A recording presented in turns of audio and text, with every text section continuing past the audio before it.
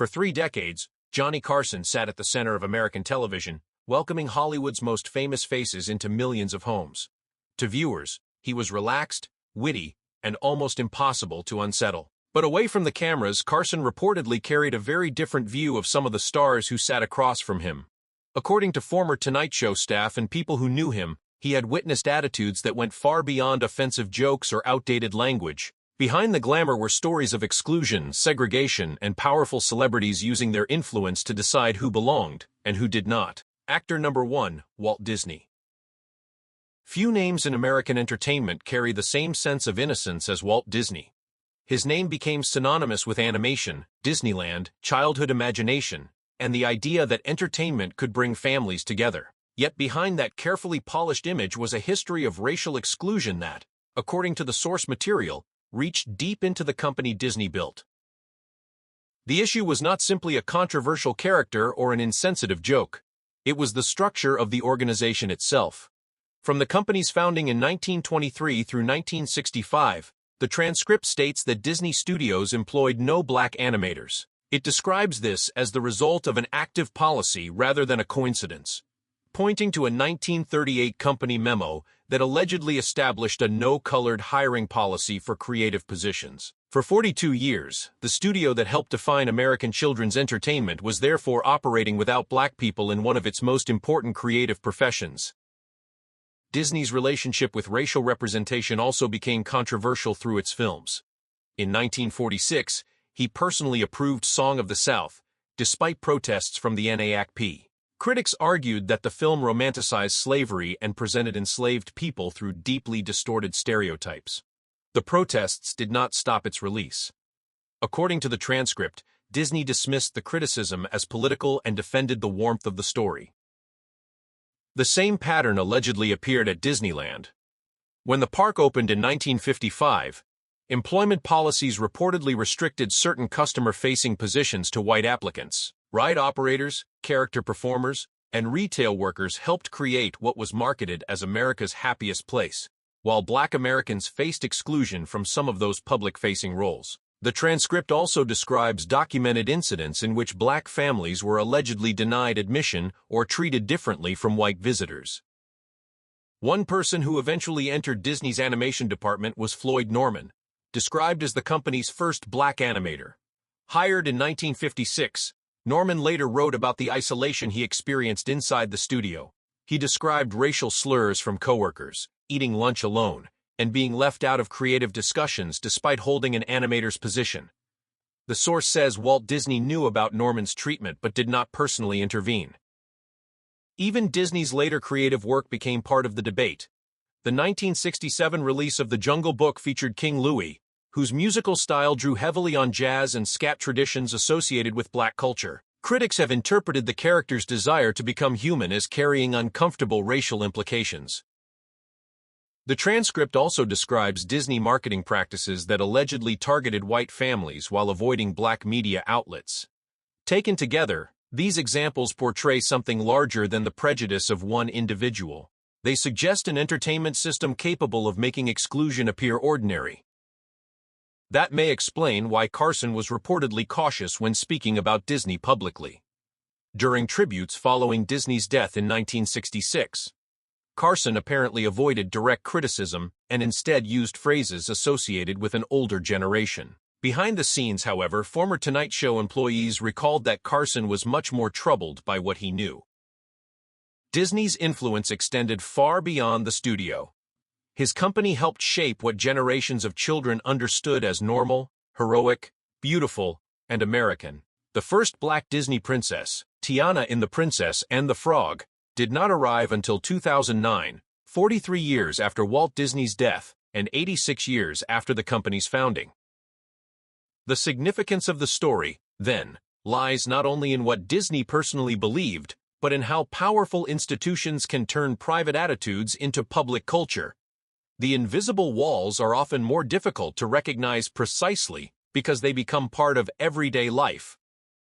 And Disney was not the only entertainment giant whose public image concealed a far more complicated relationship with race. Actor number 2, John Wayne. John Wayne did not need much introduction. For generations of moviegoers, he was the American cowboy. Confident, patriotic, independent, and almost inseparable from the mythology of the American West. His characters represented strength and traditional values, and his reputation became larger than the films themselves. But unlike some of the other figures on this list, Wayne's controversial racial views were not primarily hidden behind private behavior. The transcript presents them as statements he made publicly and repeatedly. The most frequently cited example came in 1971, when Wayne spoke with Playboy magazine. In that interview, he expressed support for white supremacy, arguing that Black Americans needed to reach a particular level of education and responsibility before equality could fully be accepted. He also defended the taking of Native American land, framing the issue in terms that dismissed indigenous claims to their territory. These statements were published while Wayne was still one of Hollywood's biggest stars. There was no career-ending collapse afterward. His films continued to attract audiences, his status remained enormous, and the industry largely continued to embrace him. That response is an important part of the story. Wayne's words were not whispered in a private room. They appeared in a nationally read publication. Yet his professional position remained remarkably secure. The transcript also describes Wayne as someone who used his influence in casting and production. It claims that he opposed hiring black actors for leading roles and that, while making The Alamo in 1960, he rejected Sidney Poitier for a role, choosing a white actor instead. It further states that Wayne did not work with black directors during his career, despite the increasing opportunities available during the 1960s and 1970s.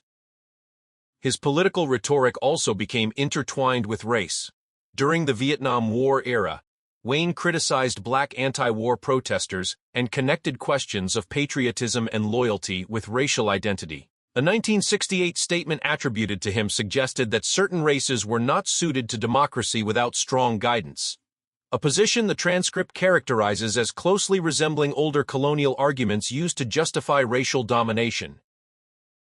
Then came the 1973 Academy Awards. When Marlon Brando refused his Best Actor award and sent Sachin Littlefeather to speak about Hollywood's treatment of Native Americans, Wayne reportedly became furious. According to the source, security personnel had to prevent him from confronting Littlefeather on stage. The incident became another example of how deeply Wayne reacted when Native American representation challenged the worldview associated with his public persona. Carson's own encounter with Wayne was reportedly uncomfortable. During a 1974 Tonight Show appearance, Carson questioned him about his controversial statements. According to later accounts, Wayne defended what he had said rather than withdrawing it. Carson's questions reportedly became shorter as the conversation continued. Letters attributed to Wayne and preserved in archives are described as showing consistency in his views throughout his life. Even near the end of his life, he did not publicly renounce the earlier statements. He died in 1979 without issuing the kind of apology that might have altered the public record. That is what makes Wayne's place in this story different. His image was built around honesty, toughness, and saying what he believed. The disturbing question is what happens when that celebrated honesty reveals beliefs that others find deeply prejudiced, and the audience continues to applaud. If Wayne represented openly stated prejudice protected by enormous popularity, another Hollywood giant demonstrated a quieter contradiction. The difference between fighting for civil rights in public and holding deeply different attitudes in private. Actor number 3, Frank Sinatra. Frank Sinatra's story is difficult precisely because the public record contains two very different versions of the same man. One was the Sinatra celebrated by the civil rights movement. He supported Sammy Davis Jr., performed at fundraisers connected to the 1963 March on Washington, and publicly backed Martin Luther King Jr. His Rat Pack performances were among the more visibly integrated entertainment events in Las Vegas during the segregation era. Sinatra, therefore, appeared to represent progress. But according to the Tonight Show staff accounts described in the transcript, there was another Sinatra behind closed doors. Carson and people who worked around the program reportedly witnessed a man who could use racial slurs in private, especially when angry or speaking among people he considered friends. One incident from 1971 became particularly memorable to staff. During a commercial break following a heated political discussion, Sinatra reportedly used a racial slur while referring to black protesters. The account describes people nearby as shocked because it clashed so sharply with the public image Sinatra had cultivated. That contradiction apparently troubled Carson more than simple, openly declared bigotry might have. Sinatra was not unaware of civil rights. He had publicly supported the movement and used his influence to promote integration.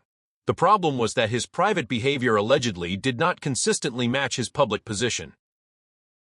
Members associated with Count Basie's orchestra also described offensive language from Sinatra backstage in Las Vegas. Again, the contrast was striking. Sinatra could support integrated performances while simultaneously behaving in ways that made some black performers uncomfortable. The transcript describes this as a form of code switching. One version of Sinatra for the public and another for private settings. His public record showed that he understood the importance of racial equality. His alleged private comments suggested that his personal prejudices had not disappeared simply because his public politics had changed. Carson reportedly discussed this contradiction with Ed McMahon, describing Sinatra as someone who sometimes did the right things for reasons that were not entirely admirable. Whether that judgment accurately captures Sinatra's motives is impossible to establish from these accounts alone, but it explains why Carson allegedly found the contradiction so disturbing. The distinction matters because Hollywood's relationship with civil rights was rarely simple. A celebrity could donate money, attend a march, perform on an integrated stage, and still carry prejudices shaped by the culture in which he had grown up. Sinatra's story therefore raises a broader question. Should public actions outweigh private attitudes, or do both reveal different parts of the same person? For Carson, the answer apparently remained unresolved. He respected Sinatra's extraordinary talent and acknowledged his civil rights record, while reportedly remaining uncomfortable with what he heard away from the cameras. And if Sinatra's story exposed the gap between public allyship and private prejudice, the next figure represented something more direct. A Hollywood star allegedly using her own contractual power to maintain racial boundaries. Actor number 4, Joan Crawford. Joan Crawford's Hollywood image was built on control, perfect posture, polished clothes, carefully managed appearances, and an almost intimidating sense of discipline made her one of the defining stars of classic Hollywood. But the transcript presents that control as extending beyond her appearance. According to staff accounts and documents said to have been discovered in Warner Bros. Archives, Crawford allegedly used her professional influence to maintain racial separation. One contract from the 1940s is described as containing a clause that prevented Crawford from appearing alongside black performers in equal status roles. If accurate, this would mean the issue went beyond personal preference. It would have been written directly into the working conditions surrounding her films. A later production reportedly demonstrated how such demands could affect an actual scene. During the making of Sudden Fear in 1952, Crawford allegedly objected to a black actor being cast as a dinner party guest. The source claims she demanded that the character instead be rewritten as a servant. The same account describes Crawford requesting separate dressing room facilities when black performers were present, even when their scenes were limited. These decisions created physical as well as professional boundaries. Dorothy Dandridge, herself one of Hollywood's most important black stars, reportedly described Crawford as cold toward her. According to Dandridge's autobiography, Crawford refused to speak with her in the Warner Bros. Commissary despite the two women working for the same studio. By the time Crawford appeared on The Tonight Show in 1970, America had already changed dramatically from the Hollywood of her early career. Civil rights legislation had been passed, segregation was increasingly being challenged, and television was slowly becoming more representative. Yet the transcript claims that Crawford remained uncomfortable around black performers. During one appearance, staff members reportedly noticed her reaction when black musical guest Della Reese performed. During a commercial break, she allegedly requested a different exit to avoid backstage contact. Whether every individual account can be independently confirmed or not, the pattern described in the source is significant because the alleged behavior continued into a period when racial segregation was no longer simply an accepted industry norm. A former producer is quoted as describing Crawford as someone who maintained a racial hierarchy even in ordinary social interactions, apparently deciding who deserved her attention based partly on race and status. Carson reportedly found this especially disappointing. According to colleagues, he believed Crawford behaved as though the Civil Rights Act had never happened. Her story therefore represents an older Hollywood mentality struggling to survive inside a changing America. The same industry that had once treated segregation as routine was being forced to confront a new social reality. But the next name introduces a different kind of contradiction. Instead of a star whose views remained rigid, this was a man whose public identity appeared to move in the opposite direction, from civil rights supporter to conservative cultural figure. Actor number 5, Charlton Heston. Charlton Heston's story begins in a place that seems difficult to reconcile with where it eventually led. During the Civil Rights era, Heston participated in the 1963 March on Washington alongside Martin Luther King Jr. Photographs of Heston with civil rights leaders became part of the public record, and he spoke proudly about that experience for years. To many viewers, that history established Heston as a man who had stood on the right side of one of America's defining struggles. But decades later, his political language had changed. By the 1990s, Heston was increasingly associated with conservative positions, eventually becoming president of the National Rifle Association. The transcript argues that some of his public statements about crime, culture, and social order carried racial implications that civil rights advocates viewed as coded attacks on black communities. A 1997 Playboy interview is cited in the source. Heston reportedly argued that some communities needed to address problems within their own culture before demanding equal treatment. He also placed significant emphasis on the breakdown of the black family, rather than focusing primarily on structural inequality or systemic racism. That represented a dramatic shift from the image of the younger Heston who had participated in the March on Washington. Carson had interviewed Heston across several decades and, according to the transcript, noticed the change. One former Tonight Show director described an evolution from passionate discussion of civil rights in the 1960s and 1970s to increasingly hardened language in the 1990s. During a 1995 Tonight Show appearance, Carson reportedly noticed Heston's demeanor change when a young black comedian was booked on the same program. The source describes a noticeable absence of the warmth Heston typically showed toward other guests. As Heston's political profile grew, his comments about inner-city crime and law and order became increasingly important. Critics argued that terms such as inner city could function as racial code, allowing political messages about race to be communicated without explicitly naming it.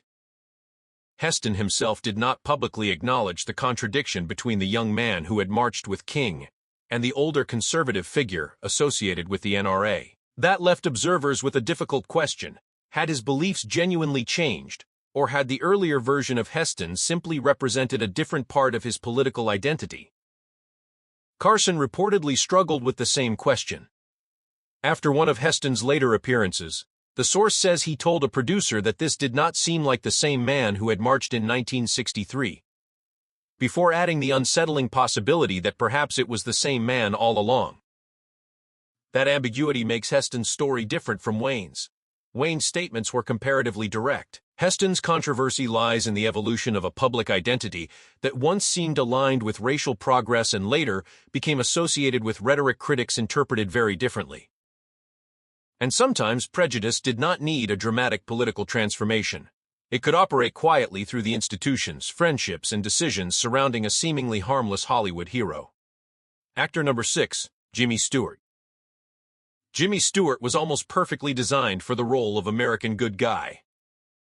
He was the star of It's A Wonderful Life and Mr. Smith Goes to Washington, films that made him a symbol of decency, civic responsibility, and ordinary Americans standing up against corruption. His hesitant speech and gentle manner made his screen characters feel unusually human. That image is precisely what makes the political record described in the transcript so uncomfortable. In 1957, Stewart reportedly signed a petition opposing the integration of Los Angeles public schools. The source characterizes this not as a private opinion, but as a public political action. He also allegedly supported politicians who opposed civil rights legislation and hosted fundraisers at his Beverly Hills home for candidates associated with segregationist positions. Then there were the FBI files.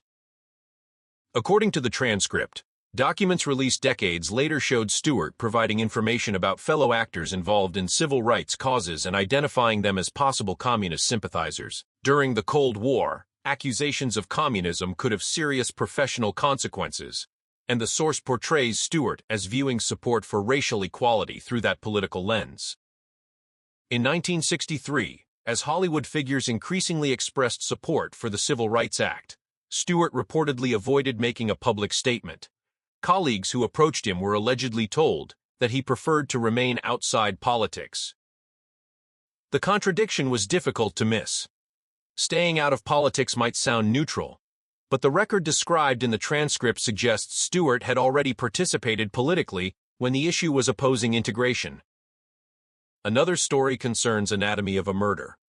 Director Otto Preminger reportedly said Stewart initially resisted the project partly because of a black judge character in the script. Stewart eventually accepted the role, but the initial reaction became part of the larger pattern. James Baldwin also reportedly encountered Stewart at a Hollywood party in 1964. According to the source, Stewart's warmth toward white guests did not extend to Baldwin. Carson apparently avoided confronting Stewart publicly about these political positions. The source says that in private he expressed disappointment because he admired Stewart's films and struggled to reconcile those performances with the man behind them. That contradiction is central to Stewart's story. George Bailey, the character from It's a Wonderful Life, is remembered as someone who cared about ordinary people and fought against forces threatening his community. Stewart's alleged political record presented a far less inclusive version of who counted as part of that community. The source also refers to letters preserved in Stewart's hometown of Indiana, Pennsylvania, describing financial support for efforts framed around preserving community character. The transcript interprets that language as connected to maintaining segregation. Unlike some figures on this list, Stewart did not become famous for loudly defending racist beliefs. His power was quieter. It existed in political choices, professional relationships, and the ability to support causes without dramatically altering his wholesome public image. That may be the most unsettling lesson of all. Sometimes the greatest contradiction is not between a villain and a hero, but between the hero an audience sees and the person whose choices remain outside the frame. And then comes a Hollywood figure who left much less room for ambiguity. Actor number 7, Dean Martin. Dean Martin's entire career seemed built around effortless charm. He was the smooth singer, the relaxed comedian, the Las Vegas favorite, and one of the central figures of the Rat Pack. Standing alongside Frank Sinatra and Sammy Davis Jr., Martin appeared to embody a changing entertainment industry in which talent could bring people together across racial lines. But the transcript argues that Martin's television career revealed a very different boundary. The Dean Martin Show ran from 1965 through 1974 and produced 264 episodes. Those years coincided with a period when American television was gradually becoming more integrated. Yet, according to the source, Martin never had a black guest host. Black performers did appear. Sammy Davis Jr., Nat King Cole, and Diahann Carroll were among the black entertainers featured on the program. But the source argues that their roles were carefully limited. They could perform music, but they were allegedly not given the same social position as white guests who sat with Martin and participated in comedy. The distinction became particularly painful in the case of Sammy Davis Jr. Martin and Davis were both members of the Rat Pack and were publicly presented as friends. Yet, according to production accounts cited by the transcript, Davis appeared primarily in musical segments and was not treated as an equal participant in the show's comedy sketches. That meant racial separation could exist even inside an apparently integrated friendship. A 1968 NBC meeting is described as especially revealing. According to the source, Martin threatened to leave the program if executives required integrated comedy segments. The account attributes to him a statement that black performers could sing, but would not participate in his comedy. The network allegedly chose not to challenge him. Carson reportedly encountered a similar attitude. In an off-air conversation later recounted by a staff member, Martin allegedly said that black comedians did not have the right rhythm for his show. The source interprets this as coded language suggesting that black performers did not belong within his particular style of comedy. The transcript also describes Martin's Las Vegas dressing room as effectively whites only by personal preference, even as the city itself was beginning to integrate. Sinatra, despite his own complicated record, reportedly intervened more than once to persuade Martin to perform at integrated venues. After Martin's death in 1995, his children reportedly acknowledged that their father had held limited and regrettable attitudes associated with his generation. Their wording remained diplomatic, but it nevertheless suggested that the issue could not simply be dismissed. His relationship with Jerry Lewis provides another contrast. Lewis became a more active supporter of civil rights, and according to his memoir, disagreements about racial politics contributed to the breakdown of their partnership in the 1950s. Then came Carson's most direct public statement. In a 1998 CBS interview, after Martin's death, Carson reportedly broke with the informal culture of protecting celebrity reputations. He said Martin had racial attitudes that would shock contemporary audiences and suggested that people throughout the industry had known about them, but rarely discussed them publicly.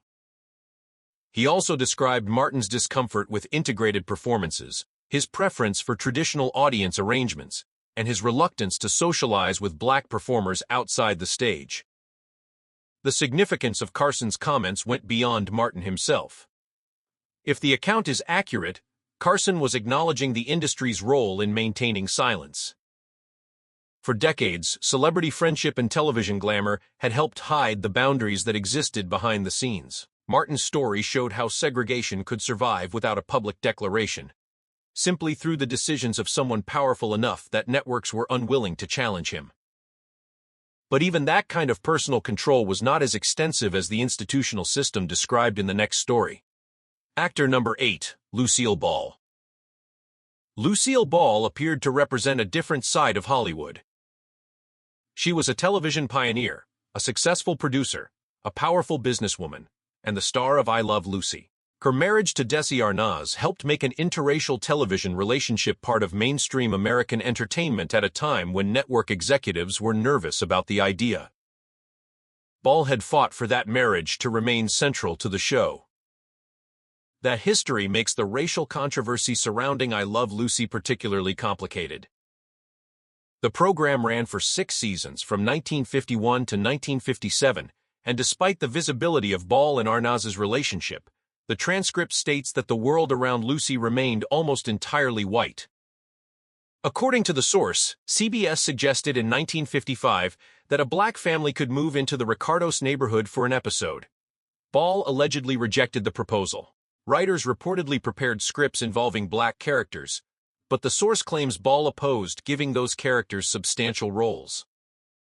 In 1957, Ethel Waters, one of the most respected black entertainers of her generation, was reportedly considered as a guest star. According to the transcript, Ball declined the appearance, citing audience comfort. The contradiction is striking. Ball had fought network executives to present an interracial marriage on American television, yet allegedly resisted expanding that representation to include black families and performers as ordinary members of the show's fictional community. Desi Arnaz later addressed the contradiction in his autobiography, describing Lucy as progressive in some areas while remaining backward in others. That carefully balanced assessment reflected the complexity of her legacy. Carson reportedly noticed the same tension. During a 1970s interview, he praised Ball's business abilities while describing her progressivism as selective. The issue allegedly extended beyond I Love Lucy. Under Ball's control of Desilu Studios, the source says relatively few minority writers and directors were hired, even as pressure for greater representation increased during the 1960s. This is where Ball's story differs from the more openly hostile examples. The transcript does not portray her as someone publicly campaigning against civil rights. Instead, it describes a form of selective inclusion, breaking one barrier while leaving others intact. Her marriage to Arnaz could therefore be celebrated as groundbreaking, while her television world remained overwhelmingly white. That distinction matters because representation is not simply about whether one historic image appears on screen. It is also about who gets to write stories, who gets hired behind the scenes, who is allowed to become a recurring character, and whose ordinary life is considered acceptable for mainstream audiences.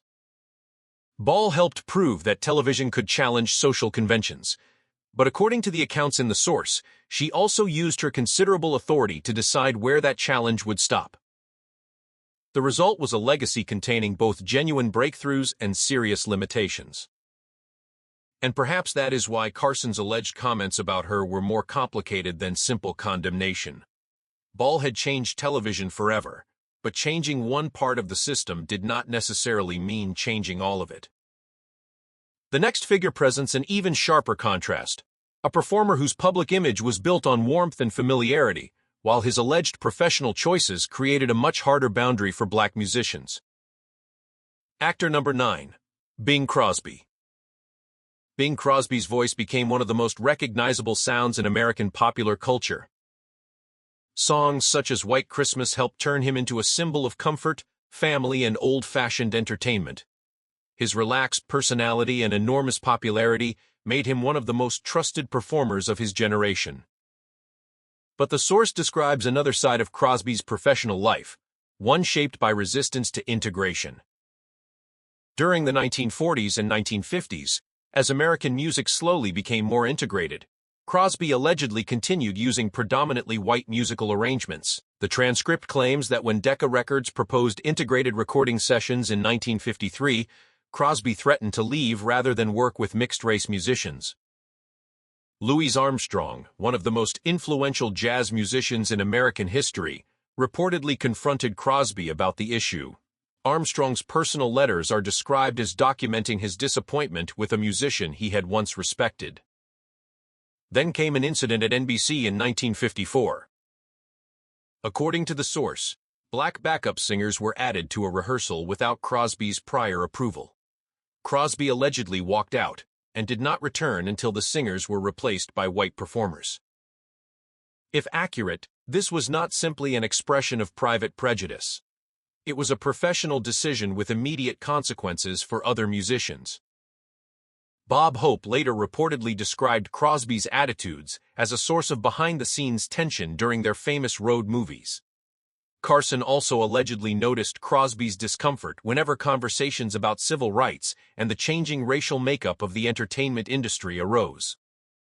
During a 1976 Tonight Show appearance, the transcript says Crosby repeatedly redirected the conversation when racial integration became part of the discussion. The source further claims that Paramount Studios staff documented demands for separate craft service arrangements when minority crew members were present.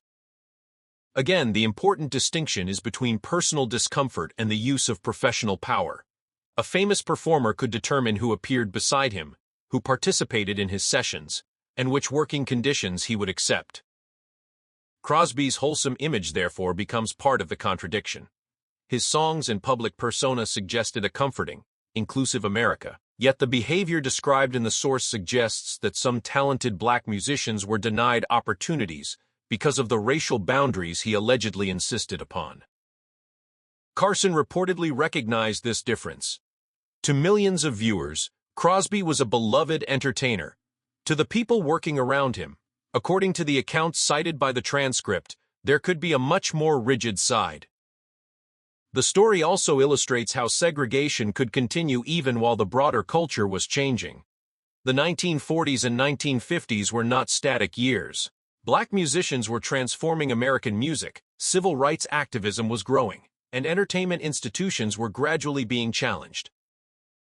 Yet individual stars still possessed enough influence to slow that transformation within their own professional spaces. Crosby's alleged resistance was therefore not merely a relic of an older vocabulary. It was a question of access: who could stand on the stage, who could participate in a recording session, and who was treated as an equal professional. Taken together, the 9 stories in this account point toward a larger and more uncomfortable pattern. The Hollywood of the Golden Age was not simply divided between good people and bad people. It was filled with contradictions. Stars who challenged one barrier, while reinforcing another. Celebrities whose public politics differed from private behavior. And institutions where exclusion could become so routine that few people questioned it. Carson occupied a unique position inside that world. For decades, he welcomed these stars into American homes and helped preserve their public images. Yet, according to the source material, he also witnessed what happened when the cameras were off and the carefully managed personas disappeared. The larger lesson is not that every allegation should automatically be treated as established fact.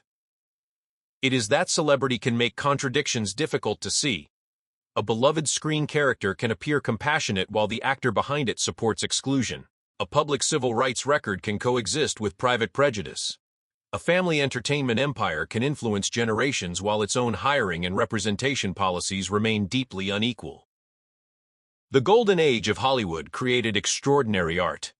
It also reflected, and sometimes reinforced, the inequalities of the society around it.